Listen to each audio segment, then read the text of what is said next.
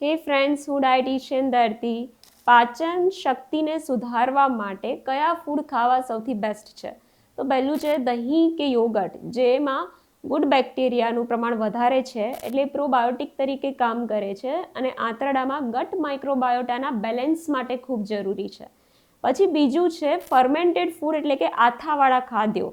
આથાવાળી વસ્તુ ખાવાથી અગેઇન એમાં સારા બેક્ટેરિયાનું પ્રમાણ વધી જાય છે, જે તમારા આંતરડામાં રેસા એટલે કે ફાઇબર્સ છે એનું પાચન કરીને શોર્ટ ચેઇન ફેટી એસિડ્સ જેમ કે એસિટેટ, બ્યુટારેટ અને પ્રોપિયોનેટ બનાવે છે અને જે તમારા આંતરડાના કોષો છે, કોલોન સેલ્સ છે, અને પોષણ આપે છે. અને આ સિવાય ઇમ્યુનિટી, રોગપ્રતિકારક શક્તિને વધારે છે, મેન્ટલ હેલ્થને પણ ઇમ્પ્રૂવ કરે છે અને વિટામિન B12 પણ બનાવે છે.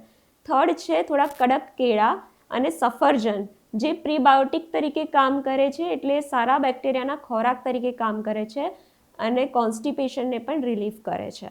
અને પછી લાસ્ટ છે થોડા હૂંફાળા ગરમ સૂપ, જે તમારા ડાયજેસ્ટિવ એન્ઝાઇમ્સ એટલે કે પાચક રસોને સ્ત્રાવ વધારે છે અને તમારી ગેસ્ટ્રિક એમ્પટિંગની પ્રોસેસને પણ વધારે છે. Thank you.